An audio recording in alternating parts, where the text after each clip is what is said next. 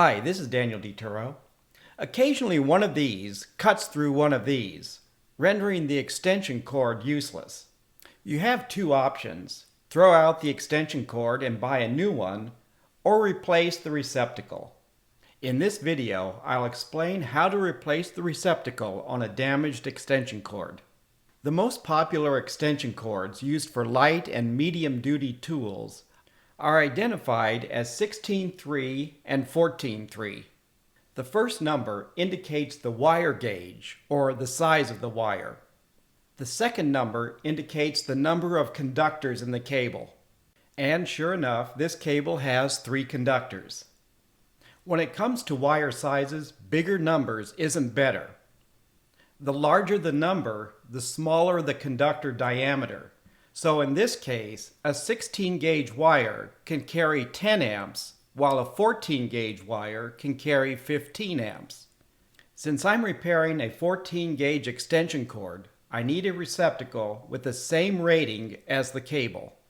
Perhaps you noticed that this receptacle is rated for 125 volts. And that's fine if your house is wired for 110 to 120 volts.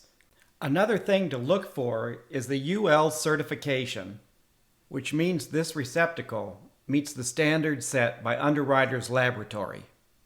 The replacement receptacle style can vary.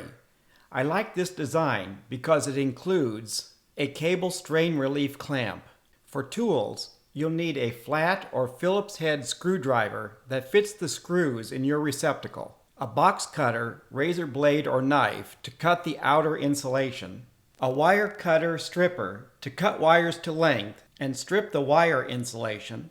If you don't have a wire cutter and stripping tool, you can use a wire cutter, but it will make the job more difficult. You need to remove a length of the outer insulation to expose the conductors. The length will vary depending on the style of receptacle you're using. Inside the cable are 3 colored wires. The black wire is referred to as the hot wire, a white wire, which is the neutral or return wire, and a green wire, which attaches the system to ground.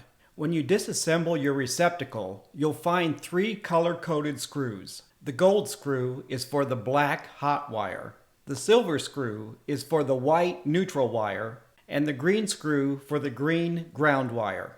Some receptacles may not come with instructions on how much insulation to remove, so this step can take some trial and error. If you nick or cut any of the wire strands while removing the wire insulation, start over.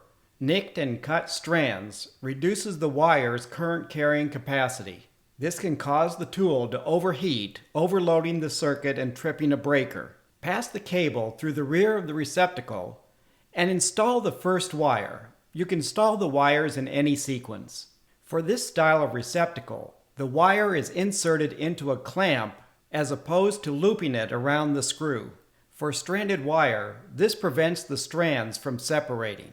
At this point, you can do a quick fit check. Is clamping the outer jacket insulation and not the wires?